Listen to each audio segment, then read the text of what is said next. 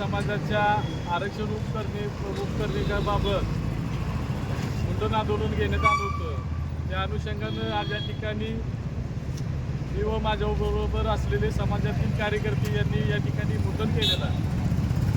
त्याचा अर्थ असा की गेले अनेक वर्ष महाराष्ट्रामध्ये मातंग समाजाबरोबर मातंग समाजाच्या सोबत असणाऱ्या 59 जाती अनुसूचित समाजातील त्या सर्व जातींना आरक्षणाचा लाभ मिळाला पाहिजे यासाठी महाराष्ट्रभर होत असलेले आंदोलन, मोर्चे, पदयात्रा त्याचा एक भाग म्हणून आज आपल्या या विटामध्ये आम्ही एक आंदोलन घेतलं होतं। या आंदोलनाच्या माध्यमातून तहसीलदारांना विनंती आहे, आपल्यामार्फत शासनापर्यंत आमच्या भावना पोचल्या पाहिजेत, आमच्या मागण्या पोचल्या पाहिजेत आणि त्या मागण्या पूर्णत्वास याव्यात ही विनंती आहे आपल्याला। खरं तर गेले अनेक वर्षामध्ये आपण बघतोय मातंग समाज हा महाराष्ट्रामध्ये किती मागासलेला आहे।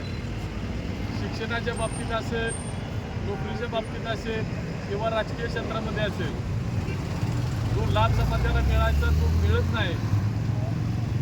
त्यामुळे या आरक्षणाचं उपवर्गीकरण व्हावं ही मागणी महाराष्ट्रामध्ये सर्वत्र चालू आहे।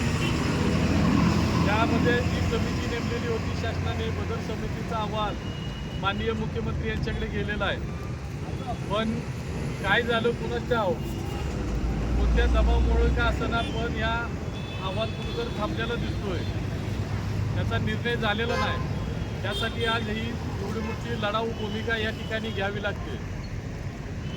आपण बघितलं असेल काल परवा कर्नाटक राज्यानं सुद्धा उपवर्गीकरणाची मंजुरी दिली, त्याचबरोबर अनेक राज्यांनी याला समिती दिलेली आहे, मंजुरी दिलेली आहे।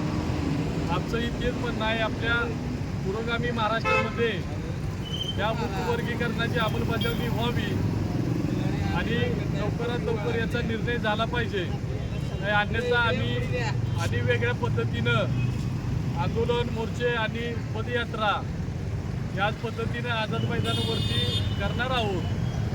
त्यामुळं शासनानं या आमच्या आंदोलनाची दखल घेऊन आमच्या मागण्यांचं पत्र आम्ही तुमच्यापर्यंत पोहोचवतोय, या सर्व मागण्या पूर्ण कराव्यात मी समाजाच्या वतीनं विनंती करतो आणि थांबतो।